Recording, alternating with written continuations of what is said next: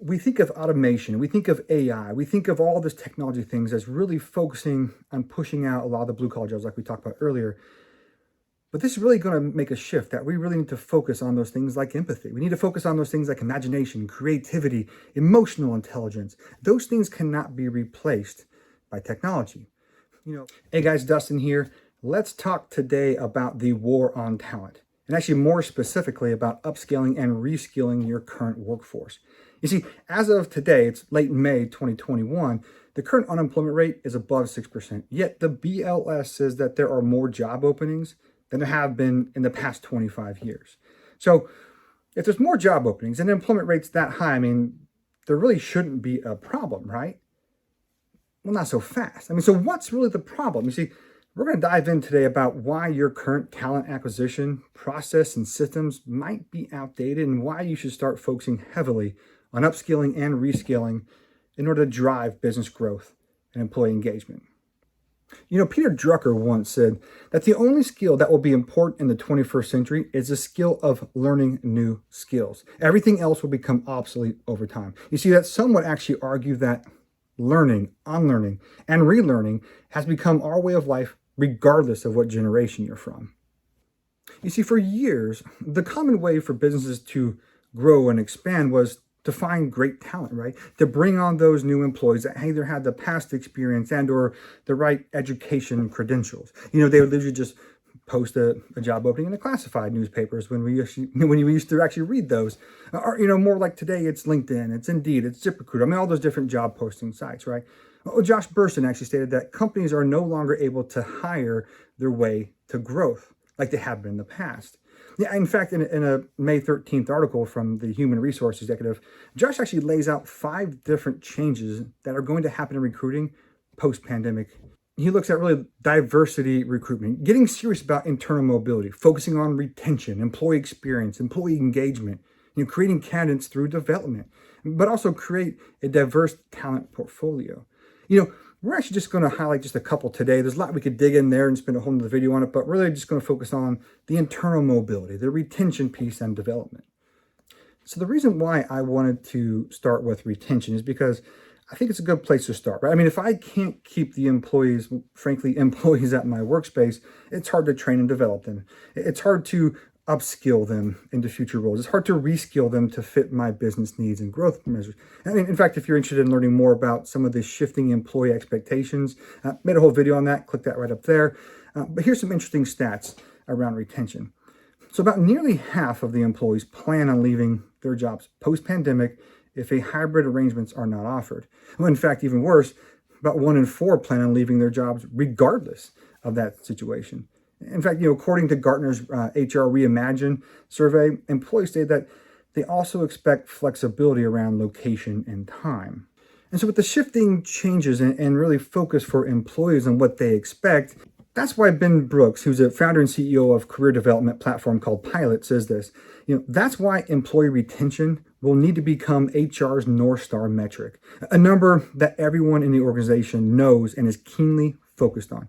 The idea of the employee life experience and everything really has and will become really the focal point for driving growth in a business.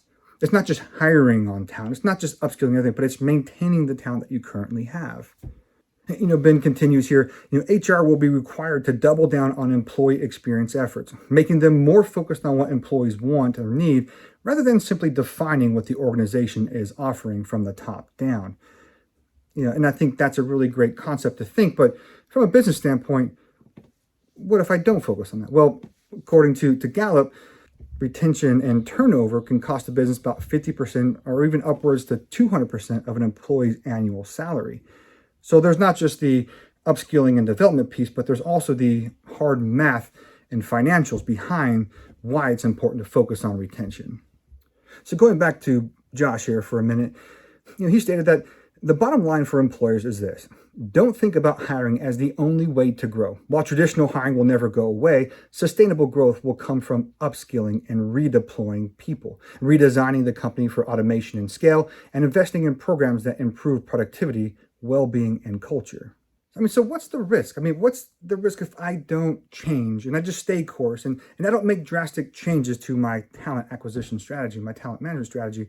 Well, there's a report titled The Future of Jobs in the Era of AI, and it states that the US will likely experience a shortfall in its workforce of 600,000 to about 12.5 million people by 2030. Typically we focus on AI and automation, really focusing just heavily on the blue collar jobs.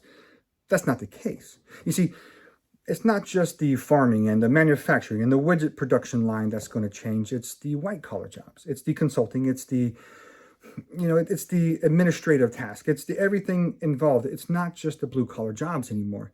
You see, part of this report says this, and that is, in all models explored in the report, the increasing adoption of automation, artificial intelligence, and other technology suggests that the role of humans in the economy will shift dramatically, impacting millions of jobs across blue and white collar roles. And I don't think it should really come as a surprise, really, that it's not just employers that are focused on this. In fact, it's employees that are looking for change as well.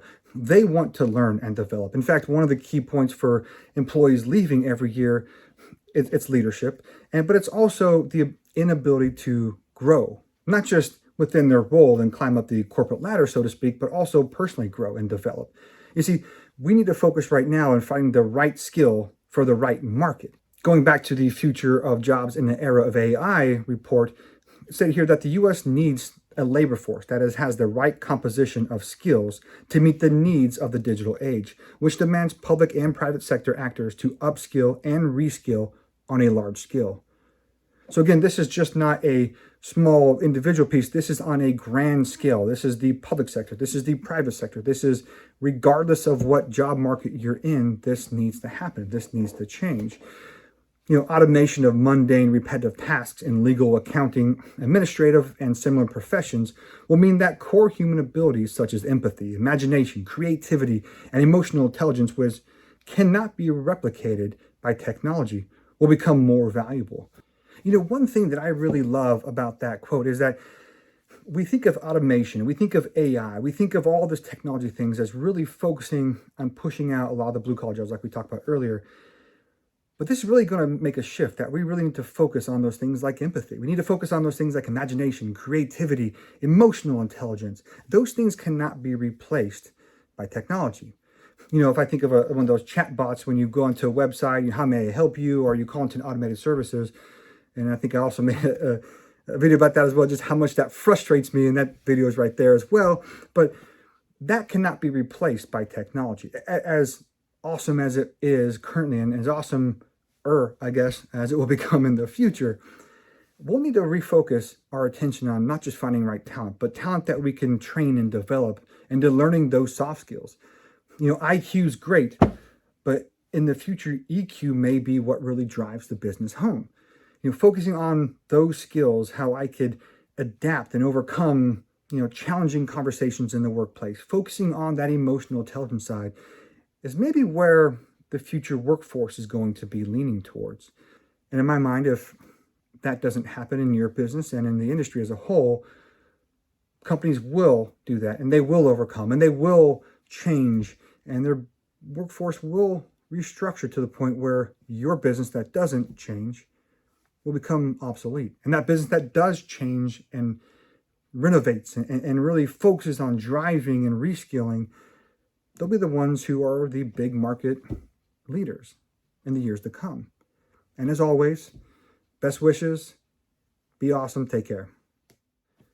I'd love to hear what you guys think. I mean, how do you feel about this war on talent? And what about the upskilling and the reskilling? Is this something that's just kind of blowing smoke, or do you really feel that the market as a whole needs to shift? Well, I'd love to hear your comments down below. And again, don't forget to like and subscribe. Love to talk to you down in the comments. As always, take care. Bye-bye.